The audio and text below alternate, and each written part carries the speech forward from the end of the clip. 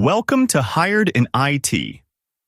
Our mission is simple: help you build the skills that employers actually want. Whether you're trying to land your first IT job, switch careers, earn a promotion, or increase your salary, we're here to help. Every video is thoroughly researched and designed to make complex IT topics easy to understand. If there's an IT topic you'd like us to cover, leave a comment below. We may turn your suggestion into our next video. Turning IT knowledge into career opportunities. Everything looked healthy. The application had 2 virtual machines. CPU usage was low. Memory usage looked fine. The network wasn't overloaded. Then Azure performed routine maintenance on the physical host. Both virtual machines rebooted at exactly the same time. The application disappeared from the internet. Nothing had failed inside Windows. Nothing had crashed. The application was simply designed so that 2 critical servers depended on the same physical infrastructure. Today's lesson isn't about preventing hardware failures. Those will happen. It's about designing systems that continue running even when hardware, racks, data centers, or entire regions become unavailable. That's what high availability really means. By the time this video ends, you're not just nodding along. You'll walk away with 3 concrete skills. First, you'll know exactly when to use an availability set, when to go zone redundant, and when a scale set is the right call.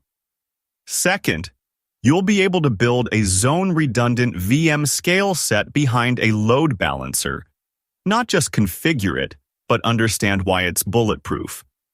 And third, you'll have a cross-region disaster recovery plan in your pocket with real recovery point and recovery time targets you can actually deliver. Everything else in this video is just the steps to get there. A fault domain is a group of physical hardware that shares common points of failure, like a rack of servers and its power feed. If that power feed fails, every server in that rack goes dark. Inside an availability set, Azure automatically spreads your VMs across multiple fault domains and update domains. So even if a whole rack loses power, the other VM sits on completely separate hardware, fully isolated. That's the invisible wall that could have saved our startup 18 grand. The best part? You don't manage fault domains yourself. Azure just does it. When Azure needs to patch host machines, it doesn't reboot the whole data center at once. It rolls through one update domain at a time.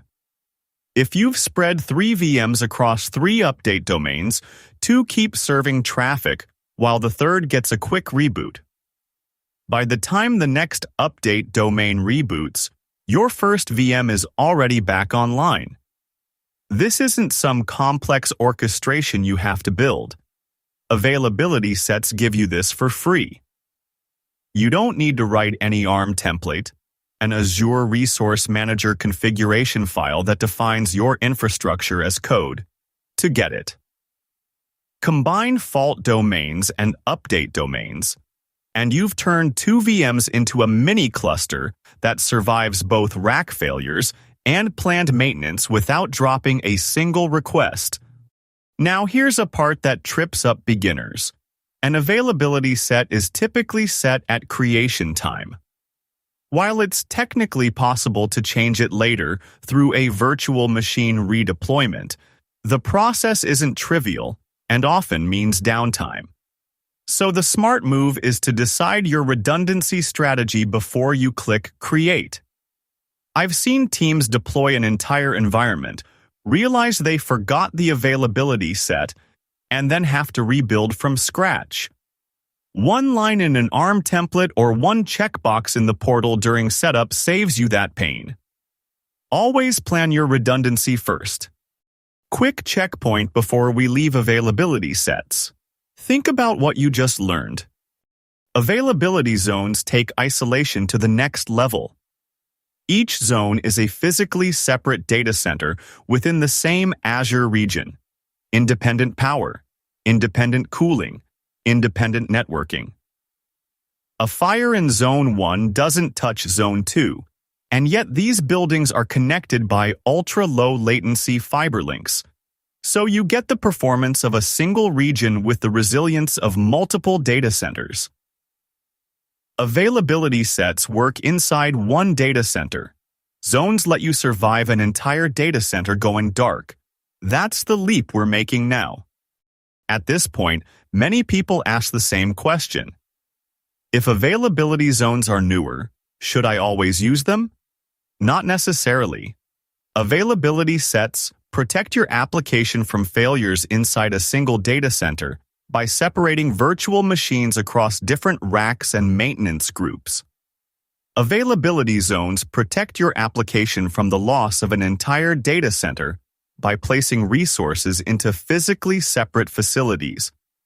If your workload only needs protection from hardware failures inside one data center, an availability set may be enough. If your business cannot tolerate losing an entire data center, availability zones become the better choice. The important lesson isn't choosing the newest feature.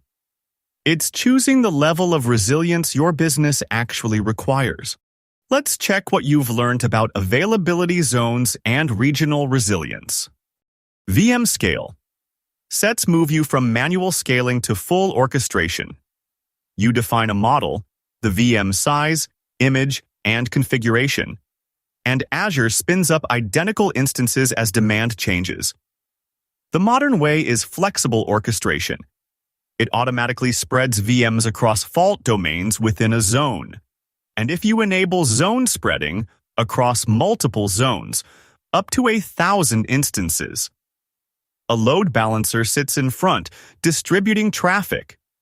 If one instance fails, the load balancer just skips it, and Azure replaces it in the background. This is the foundation for auto-scaling, zero downtime deployments, and true elastic infrastructure, which we'll dive into next. 4 auto-scale triggers cover the vast majority of real-world scenarios. CPU percentage is the go-to for stateless web apps. Memory-based scaling uses Azure Monitor Metrics. Consult the current documentation for any required monitoring agent or configuration. Schedule-based rules are fire and forget for predictable business hours. And custom metrics let you scale on things like queue length or application response time. Start with CPU or schedule for most workloads, then graduate to custom metrics once you understand your traffic patterns.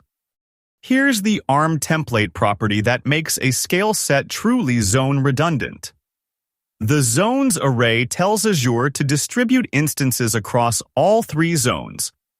Setting platform fault domain count to the maximum value your region supports maximizes the physical fault domain spread within each zone. That way, multiple VMs aren't collocated on the same rack or power strip. In flexible orchestration mode, this lets you scale up to 1,000 VMs with strong hardware isolation. Automatic instance repairs turn your scale set into a self-healing system. You define an HTTP or TCP health probe, say a Outage health endpoint. When a VM stops responding, Azure doesn't just alert you. It can automatically restart the instance, re-image it from the original OS disk, or replace it entirely with a fresh one from the same source image. The red instance here fails its probe, and a new, healthy instance spins up in its place without any human touching the console. Time to lock in what we just covered. A zone-redundant standard load balancer uses a single public IP that spans all availability zones. Incoming HTTPS hits that front end, and the load balancer distributes requests to every healthy instance in the back-end pool. Your scale set VMs across 3 zones. If an entire zone fails, The load balancer simply stops sending traffic there. The remaining zone instances handle the load with zero DNS changes and zero downtime from the client's perspective. TCP probes are tempting because they're dead simple. But a port that answers a three-way handshake doesn't prove your app is serving responses. I've seen production outages where the load balancer kept routing to instances that were hung because the port was still open. HTTP probes hit a real endpoint, one that you write to check database connectivity, cache health, whatever matters, and only then mark the instance healthy. Always use HTTP for any web-facing service. Let's walk through the Azure portal. We'll create a new VM scale set, choose flexible orchestration, and select all three availability zones. On the Networking tab, we attach a new standard load balancer, which automatically gives us a zone-redundant front-end IP. In under 2 minutes, we've built a fully resilient auto-scaling web tier that survives any single zone failure. So far, we've focused on keeping applications online inside a single Azure region. That's called high availability. But what happens if the entire region experiences a major outage? Availability sets can't help. Availability zones can't help. VM scale. Sets can't help. Everything still exists inside the same geographic region. This is where disaster recovery begins. Instead of protecting applications from hardware failures, disaster recovery protects your business from losing an entire Azure region. That requires replication somewhere completely different. That's exactly what Azure Site Recovery was built to do. Azure Site Recovery is Microsoft's disaster recovery as a service. It continuously replicates your Azure VMs to a secondary region without touching your application data. The recovery time objective can be as low as 15 minutes. For Hyper-V workloads, the replication frequency can drop to every 30 seconds. Azure to Azure replication copies changes to the secondary region, so the recovery point objective is typically in the minute range. Not real-time 0, but close enough for most business apps. It's a single recovery services vault, a few clicks, and you're protected. Let's lock in the 2 metrics every cloud architect needs to know before we move to the trade-offs. Here's the trade-off in plain language. RTO, recovery time objective, is how fast you recover. Azure Site Recovery can bring VMs online in as little as 15 minutes. RPO, recovery point objective, is how much data you might lose. With continuous replication for Azure VMs, the RPO is low, but the exact number depends on your workload's change rate and replication load. Always test your own failover to pin down the real numbers. Let's turn plans into clicks. To protect a single Azure VM with site recovery, follow these 5 steps. First, create a recovery services vault in the region you'll failover to. That's your DR control center. Next, inside the vault, choose Site Recovery from the Getting Started pane. Then hit Replicate Azure VMs and pick your source VM. Azure will auto-detect the source region. You just choose the target region, say West US. Finally, review the target storage account and virtual network settings, then start replication. That's it. In a few minutes, your VM starts replicating to the secondary region. Now let's walk through the real portal.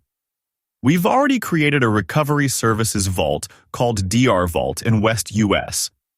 Inside the vault, I'll select Site Recovery, then enable replication. I pick Web App Prod 01 from East US, set the destination to West US, and accept the suggested storage account and network. One click on Start Replication, and Azure begins copying the OS and data disks asynchronously. Don't panic if the initial sync takes a while. After it finishes, every write is replicated in near real time. Replication is only half the story. If your primary region goes dark, how do users know to send traffic to the secondary? Azure Traffic Manager answers that. It's a DNS-based load balancer that continuously checks the health of your endpoints and directs users to the one that's up. When you trigger a site recovery failover, Traffic Manager's next health probe automatically shifts traffic. No manual DNS changes needed. Here's the play-by-play when you call a failover. Step 1. Azure Site Recovery initiates the failover, either planned for a drill or unplanned because your primary region just went offline. Step 2. ASR spins up new VMs in the secondary region using the latest replicated snapshots. These VMs have a different IP address, but your network mapping ensures they attach to the correct subnet. Step 3. You update your Traffic Manager endpoint to point to the secondary region's load balancer. Now users are hitting the recovered application. Step 4. Once the primary region is healthy, you run a failback. ASR replicates any delta changes back to the primary, then you fail back with minimal downtime. Test this every quarter, not just when you're panicking at 3 a.m. Checkpoint, RTO, RPO, and ASR. One of the strangest ideas in cloud computing is intentionally breaking your own systems. Why? Because real outages never happen on your schedule. If your application only survives failures you've imagined, it probably won't survive the failures you haven't. Azure Chaos Studio lets you safely simulate those failures. You can stop virtual machines, introduce network latency, increase CPU utilization, or disconnect resources under controlled conditions. Each experiment answers one important question.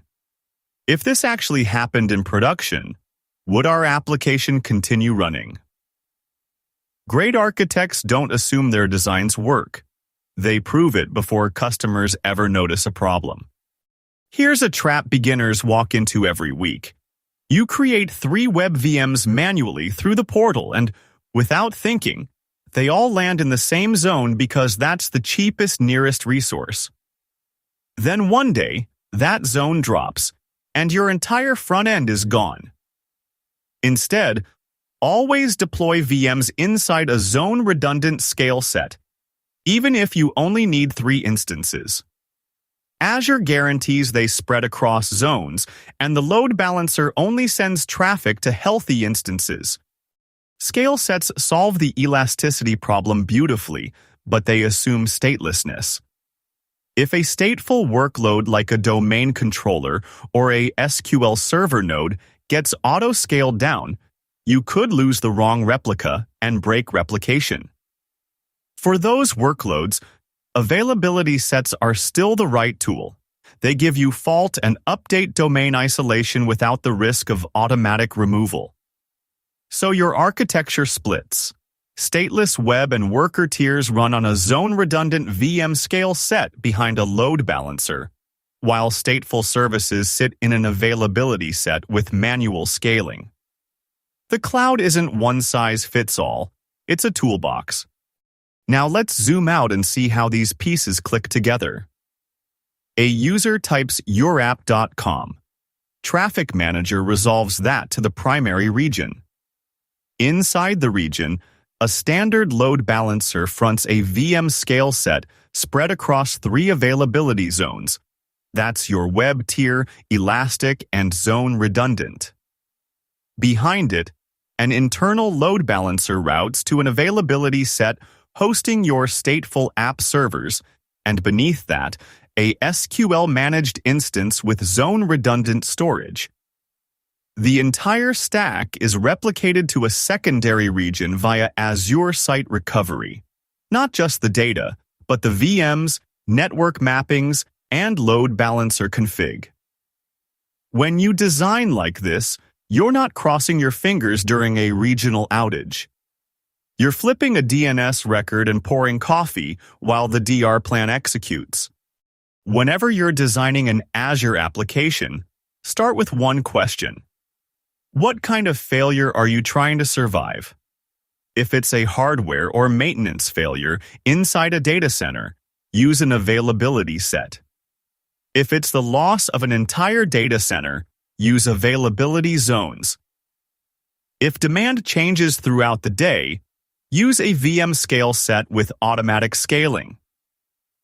If the business must survive the loss of an entire Azure region, implement Azure Site Recovery together with Traffic Manager. Every layer solves a different problem. The strongest architectures combine several of these layers instead of relying on only one. High availability isn't a single Azure feature. It's a design philosophy. Let's simplify everything into one decision guide. Need protection from hardware failures inside one data center? Choose availability sets. Need protection from an entire data center outage? Choose availability zones. Need applications that automatically scale as traffic changes? Choose VM scale sets. Need to recover from a regional disaster? Use Azure Site Recovery. Need users to automatically connect to the healthy region? Use Azure Traffic Manager. Think of these services as building blocks. Each one solves a different level of failure. When combined, they create an application that continues serving users even when the unexpected happens. Checkpoint. What's the number one architecture mistake that leaves an app vulnerable to a full data center outage? Pause for a moment. The answer: deploying all VMs into the same availability zone. A single zone failure takes down the entire application, even if you have multiple instances. Don't let this just be another video you watch. Go to your Azure portal right now, find one production VM that's sitting naked in a single fault domain with no replication, and fix it. If rebuilding it into an availability set would cause too much downtime this week, at least turn on Azure Site Recovery Replication so a copy exists in another region. When you do this weekly, resilience stops being a PowerPoint slide and becomes a habit. If you're doing the Cloud Resume Challenge or any portfolio project, toss this architecture into it. Replace a single VM with a zone redundant scale set and a load balancer, then document your failover steps with site recovery. When you walk an interviewer through a cross-region DR plan you actually built, you've left "I studied Azure" behind and jumped straight to "I engineer resilient systems." That's the difference between a bullet point on a resume and a job offer. Remember, careers aren't built by watching videos. They're built by applying what you learn. Pick one thing from today's lesson, build it, document it, and share it. That's how you get hired. Thanks for watching Hired in IT, where we're turning IT knowledge into career opportunities.